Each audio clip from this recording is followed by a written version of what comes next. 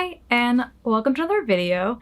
As you can tell by the title of this video, I will be going over romance recommendations, and all the books I have pulled aside are like strictly romance, as in they are not like romance fantasy. A couple of them I feel like kind of fall under like literary fiction romance, but it's romance, it's not like fantasy. Okay, so I'm doing this video in a preparation of Valentine's Day because that's coming up. I personally don't celebrate Valentine's Day. I kind of think it's a stupid holiday. It's just so like commercialized, so people make money, and then like it makes like single people feel like lonely, and it's just stupid. So I don't celebrate it, but I do use it as an excuse to read romance books. So I have some recommendations for you. I have a little bit of a combination of, like I said, like kind of like literary fiction romance. I have YA, I have adult, and then I have a couple of like period drama type romances as well. So I have a bit of a variety, and yeah, let's get started. So I did leave out any like holiday romances. So like I love Christmas romances. We're not talking about those right now. I also have like a Halloween romance. We're not talking about that right now. The only exception is I am talking about a series where one of them is Christmas, and that is the Moose Springs, Alaska series, which is the tourist attraction Mistletoe and Mr. Right and Enjoy the View. This is a trilogy that takes place in Moose Springs, Alaska, in it's a little town, but it's like a tourist trap. So like a lot of people come and visit, and basically each book follows a different guy in this friend group where they hate tourists, but then they end up falling in love with the tourists. They're all wintry covers, but the first and the third one take place over the summer, but it's like Alaska, so snow. The middle one is Christmas, but it's not like super Christmassy. It just like takes place in December. So I really, really love this series. It's really cute. I do think this one is best read in the winter because it's like very snowy, and you know, Valentine's Day takes place in the winter. So the next one is The 7-Year Slip by Ashley Poston. I just read this one in November, I think, and I really, really liked it. I gave this one 4.5 stars. So this one is about this woman who inherited her aunt's apartment, and the apartment's like, this one's a magical realism. So the apartment is like a time slip, and so sometimes when you go into the apartment, it's 7 years in the past. So one day she goes into her apartment, and there's this like man in there, and she like doesn't know if he's going to be there every time she goes to her apartment, and he's 7 years in the past, but she's like in the present. And yeah, it's like a love story like that, and it's like so sweet. I really, really loved this couple together. The next book I'm going to talk about is If the Shoe Fits by Julie Murphy. This is like part of a series. It's like a series of like princess retellings, but like a meant to be novel, but they're by different authors. So this is the only one I've read in that series. I have read other books by this author, and I really like her actually. But anyway, this one is a Cinderella retelling, obviously. So this girl is really into like fashion. I believe she like went to school for it. And she has a like stepmom and stepsisters, except for they actually get along. She's actually close to them. And her stepmother is like a producer for like a reality dating show. So her and her stepsisters end up on this reality dating show, and the guy doing the reality show, she actually had met him on the plane, and they had like, you know, like a meet cute, and they had like a moment, but they didn't know who each other were. And then now they're in like a reality dating show together, and it's really, really cute. I really love this book so much. I really love the plus size representation in this book. So that's really cool. I have read some other books by this author that I will talk about when we get to the YA section. But yeah, this one's really, really cute. The next books I'm going to talk about are When in Rome and Practice Makes Perfect by Sarah Adams. These are in a series. I didn't love When in Rome. This is the only book in this video that it was below 4 stars. I gave this one 3 stars, but I gave this one 5 stars, so I'll talk about both of them. But basically, When in Rome follows this pop star who like needs a break from everything, and she goes to Rome, Kentucky, and her car breaks down in this guy's yard, and she ends up staying with him, and like they fall in love. It's a small town. The sequel is about that pop star's bodyguard and then her love interest's sister, and she is like a bookworm who loves romance books, and she owns a flower shop. And then this like bodyguard comes to town, and it's like, you know, he's like, you know, muscular, tattooed. He could have any woman he wants. He does not like date and settle. He like one night stands. And so she has the idea of like, she wants like to like fall in love and get married and have a family. And then he just like refuses to do that kind of thing. And then they fall in love. And it's like really, really, really cute. It's like every bookish girl's dream. Like, how is that not like the fantasy in your head? But anyway, so I really liked that one a lot more than this one, but a lot of people like this one more. So I am talking about both of them. The next book I'm talking about is Love Hypothesis by Hazelwood. I have read her 3 STEM adult novels she has out right now, and I really liked all of them. This one was the first one I read, obviously. So this one is about a girl who is in grad school, and she is like trying to tell her friend that she's like over this guy so her friend can date him. So she just like kisses the first guy she sees and ends up being a professor at the university. Not her professor. Just putting that out there. And then they end up fake dating, and it's really cute. And I really, really like this book, and I really fell in love with her writing. And so I ended up reading Love on the Brain, which I did really like. I read that one as audiobook, so I feel like I liked it less because of the format I read it in. But that one is like work rivals. She ends up working with someone that she like thinks hates her, and like, yeah, they fall in love. And then I also read Love Theoretically in 2023, which I really, really love that one. I also gave that one 5 stars. Love Theoretically is about a girl who has her, I'm pretty sure she's like has her PhD, like she's like done with school, but she just can't get like a job in her field, so she's like teaching, and on the side she does like a dating thing where she's like someone's date to an event when they need a date, and she like pretends to be these different people for these guys. And so she's trying to get a job at this place, and one of the people in charge of like hiring her is the brother of a guy she was like fake dating. And so he's like, what's up with this girl? She's like lying to someone, like whatever. It's really, really cute. I really, really love Hazelwood's writing. I think she writes romance so well, and I plan on reading every book she writes. So I have not read her YA one yet, Check and Mate. I will get to it eventually though. If you hear scratching, I'm sorry. My bearded dragon Ember is just like really active right now, and his little claws are scratching up his tile, and he's just like headbutting the glass right now. Thanks, Ember. The next series I guess I'm going to talk about is Boyfriend Material. It has a first book and a second book, and the third book comes out this year. And I really loved the first one. I gave this one 5 stars. I don't remember what I rated this one. I did not like this one as much, but I still like love the couple, so you know, I'm going to read the third one. But basically, Boyfriend Material is about this guy who his like dad is like a rock star, and so he's in the tabloids a lot, and it looks bad for him at work, and so he needs like a stable relationship to like look better to his boss. And then his friends introduce him to this guy that also needs a fake boyfriend because he's going to like a wedding and his family is very and so they end up fake dating, and they end up falling in love because it's that kind of book. And then of course there's a sequel called Husband Material.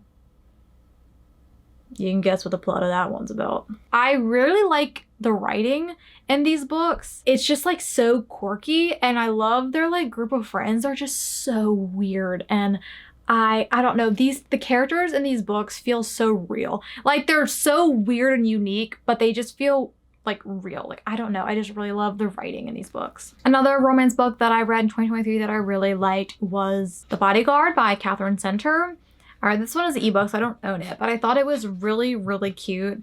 This is about a woman who works for this company that she's like a bodyguard, but not like the like big muscular, like, you know, that kind of bodyguard. It's more like kind of like working security, like being undercover and like seeking out threats before they happen.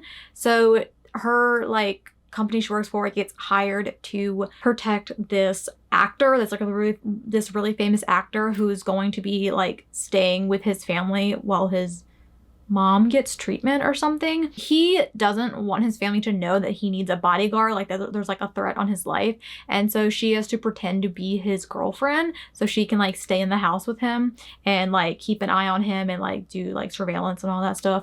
And it's just really, really cute. I really love that book. I did not think I was gonna like it. So yeah, I really like that one. I plan on reading more of Katherine Center's books because I really like that one so much. I think I'll go into all my YA recommendations now. I have The Summer of Broken Rules.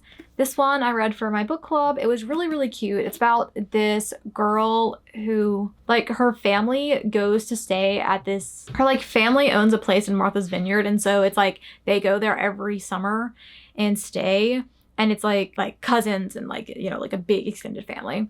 And her parents haven't been back since her sister died a couple years prior to the start of this book, but they're going back for a family wedding. And so it's like such a big group of people staying there this time because it's like all of like her cousin's family as well as her like fiance's family are also staying there, and then family friends and whatnot. And so she ends up like having a romance with her cousin's fiance's stepbrother, I think is who he is. And they also, a big part of this book is that the family always has a game of assassin every summer. And if you don't know what assassin is, it's basically like you have like a name and you need to like assassinate them. And so you use like water guns or whatever, and you assassinate them, and then you get the name they have. And then you're just, at the end, there's like one winner. And so her family plays that game every summer. And so they're playing it as part of the like wedding thing. And she's like working together with that other guy. And yeah, it's like really, really cute. I would say there is like a storyline of like grief in this, because she did lose her sister like not too long before this book started, and she is kind of still grieving, but it doesn't feel that grief heavy. I mean, if you like have a sister you're close to, maybe you'd be a little bit triggered by it, but it's not super sad. It's mainly just like a fun YA summer romance book. A series I really, really love is To All the Boys I Loved Before by Jenny Han, which is To All the Boys Loved Before, P.S. I Still Love You, and Always and Forever Lara Jean. Yes, there is a Netflix series for these books, and that's how I read them. I watched the first movie, and it's like a comfort movie for me. I've seen it countless times. I don't like the sequels as much, but they're still cute. But yeah, if you don't know what this book is about, it's about this teenage girl named Lara Jean, and she like, you know, loves love. She likes romance books, and whenever she has a crush on a guy, she writes a love letter addressed to them. But she doesn't send them. She like puts them in like a hat box, and they're just like her little secret. And then her love letters get sent out. And one of the love letters is to her sister's boyfriend. And so like she's like doesn't know how to handle that situation. And then another love letter goes to a guy, Peter Kavinsky, and he just broke up with his girlfriend. So he's like, hey, let's fake date. It'll make my ex jealous, and then, you know, your like friend won't, because her sister's like boyfriend's like also her neighbor and her friend. Anyway, they fake date because of that, and it's really, really cute. These books are just so sweet, and just like there's like a certain like innocence in these books that is just so endearing, and I just love Lara Jean so much. She is the sweetest girl. And I really also love the emphasis on family in these books, because she has two sisters and she's really close to both of them, and they're really close to their dad, and they lost their mom when they were young, so like the sisters like raised each other kind of thing. And it's just really, really sweet. And so I really love this whole series. It's very cute in my opinion. I've read it multiple times. I love it a lot. Okay, I think I lied before when I said that all the books are 4 stars or higher. This series I have mixed feelings about, because it's not 4 stars or higher for me, but also I can't stop thinking about that. And that is The Summer I Turned Pretty by Jenny Han. It is a trilogy, so it's The Summer I Turned Pretty, It's Not Summer Without You, and We'll Always Have Summer. And there's a show on Amazon, and so I watched the first season, as everyone did. And then I read all the books, and I did not really like the books. But then the second season came out, and I was obsessed. Like, I was obsessed with that second season. So I read all the book. No, I read the first 2 books again. And I don't know, I enjoyed them more the second time, and I still don't like love them. I don't think they're great, but they have a certain nostalgia to them. And it's not like me thinking about my own teenage years, because I'm like nothing like these teenagers, but like, I don't know. There's just something I like about them, even though I don't like them.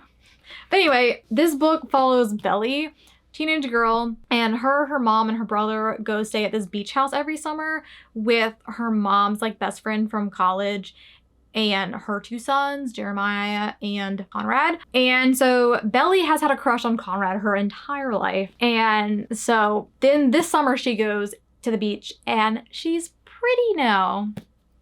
Who would have thought? And now Conrad and Jeremiah are paying attention to her. And it's a love triangle between brothers, which is why I don't love it, because like I don't like love triangles. And Belly's like kind of annoying. Like, she's like really annoying. But like, I don't know. There's just like something in these books, and then something even like more addictive in the show, that like I'm obsessed with it, even though I don't love it. So maybe you'll like these books better than I did, but I'm going to read the 3rd one before the 3rd season comes out. And that'll be all 3 books read twice, even though I don't even like them that much. So I don't know. Another YA series I really like is, I don't know what the series is called. I think it's just called Dumplin, and it's by Julie Murphy, the same author that wrote the Shoe Fits book. And it's Dumplin, Puddin', and Pumpkin. And all these books are about like plus size teenagers and them falling in love. And I don't know, they're just so sweet.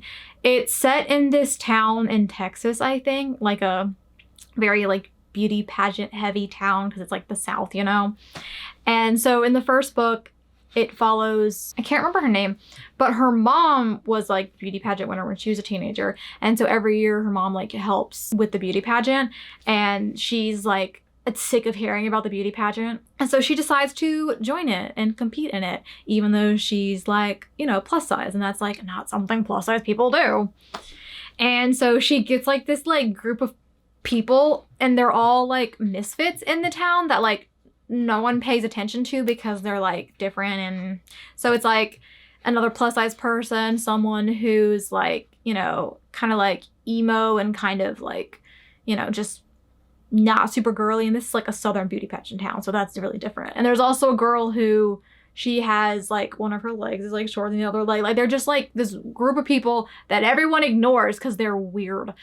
And they all are in the beauty pageant. And it's like so sweet.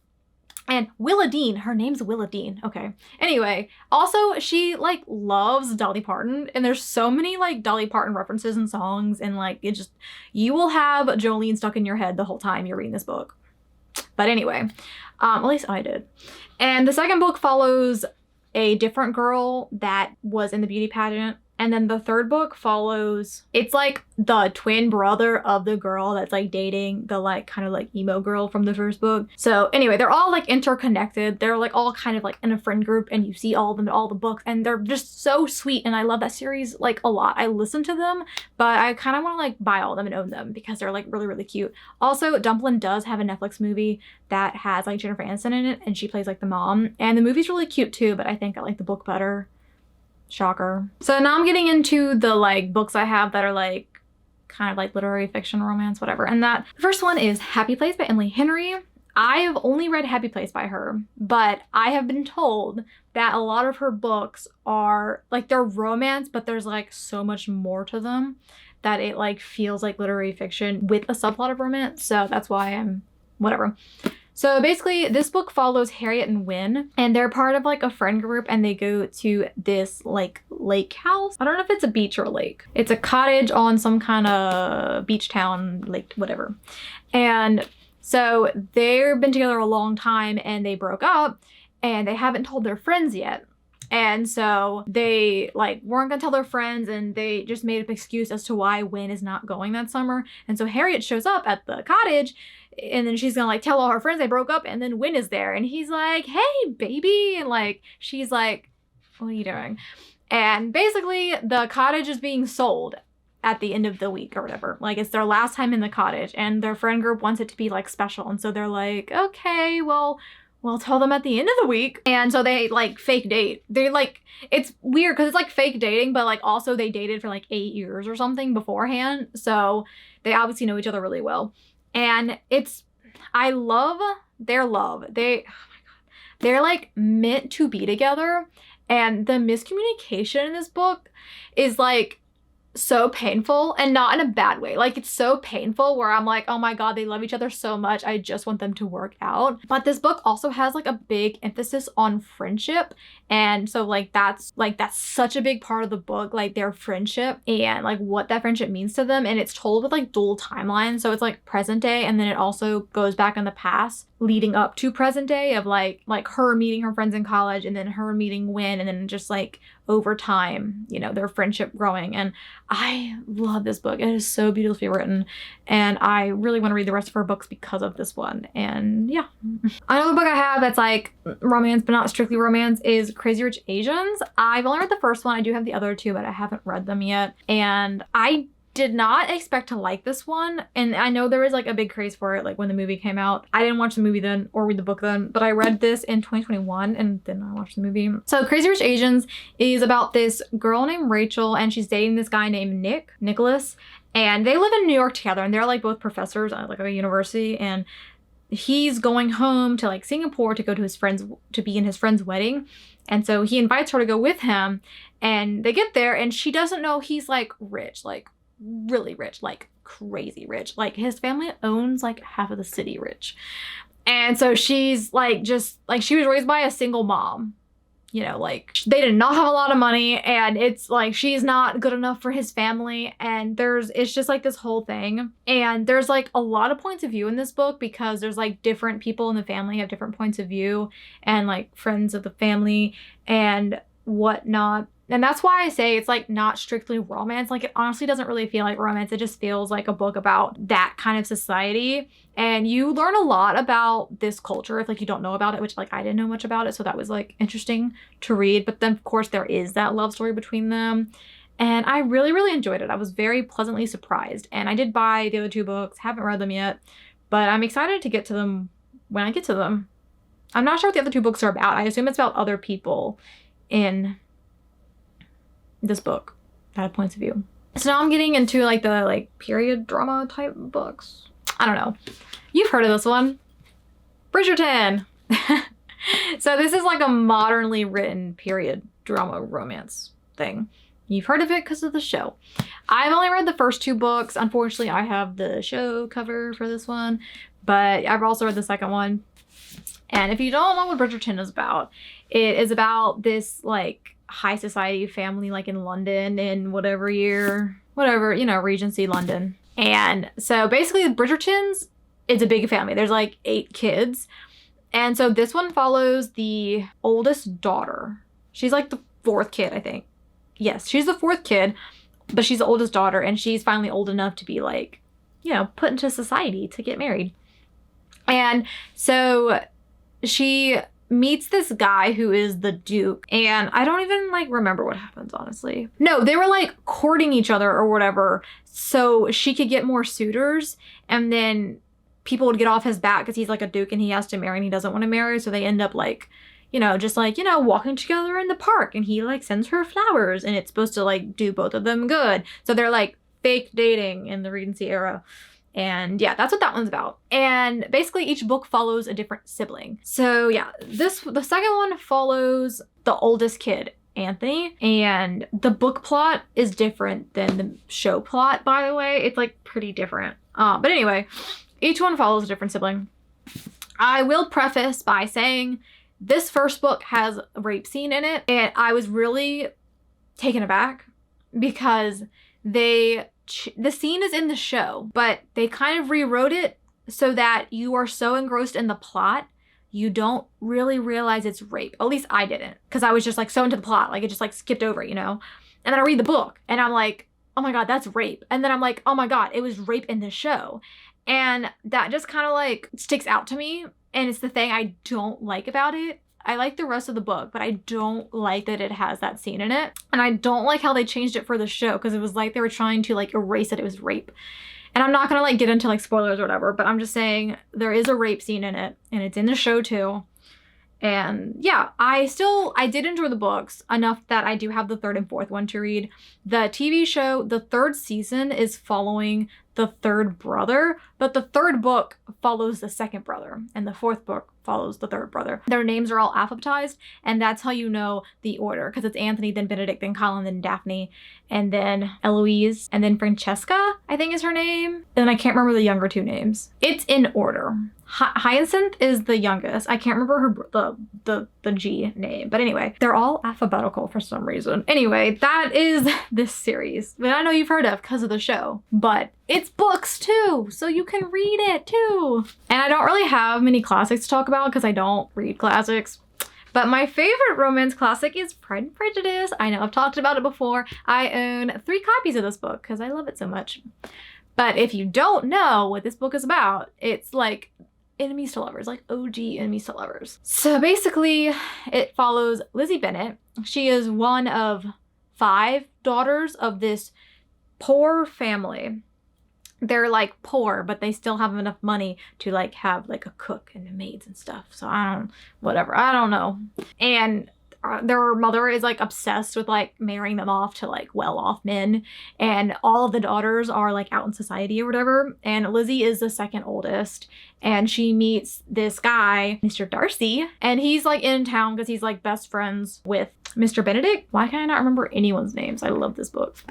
Anyway, he's in town with him. There's a bunch of balls because that's what they did back then. And then Lizzie meets him, and he's He's not into, like, he, you know, they're like, they have like a little tiff, and it's to be my favorite classic. I don't know how to describe it, but I really like this book. And it is like a little bit hard to follow because, I mean, it's Jane Austen and it was written in like 1803. Okay, so she began writing Pride and Prejudice in 1796 and it was published in 1813. So it's very old.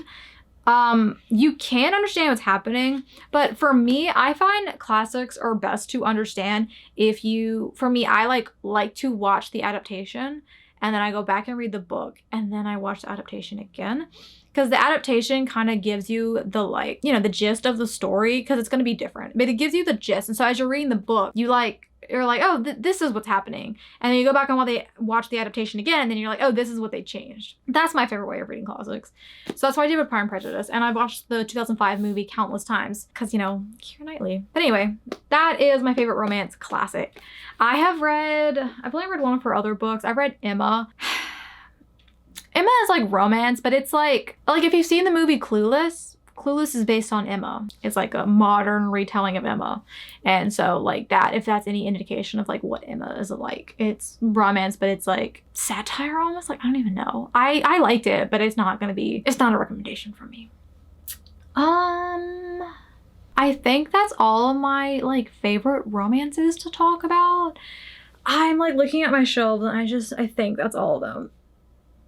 Because I'm like leaving out romance fantasy because I have a few of those. And of course I have some romances that like I said are like below 4 stars, so I didn't want to talk about them even though other people might like them. So maybe I should have talked about them because other people like them, but I don't, so I'm not going to. But anyway, I'm just talking to talk at this point. So yeah, I hope one of those romance books piqued your interest because they piqued mine. But let me know your favorite romance books because I'm always looking for romance recommendations because I love romance, obviously, because I had that many books to talk about. I like mushy love the best. Like, spice is like fine, but spice has to be like mixed in with like mushy romance for me to like it. So all those books, all those are like pretty like mushy with like some of them have some spice in them, but most of them are like heartfelt, and that's kind of romance I personally like. So if you have any of those that you like, please let me know because I love romance. And yeah, that's it. I love love. I love romance. And yeah, okay. Watch more videos. I don't know. Bye. By the way, I wore my pretty little romance shirt. It has little hearts on it. Isn't it cute? I think it's cute. Okay, bye.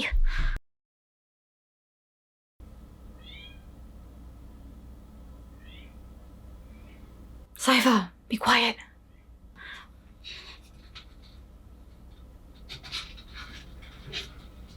Amber.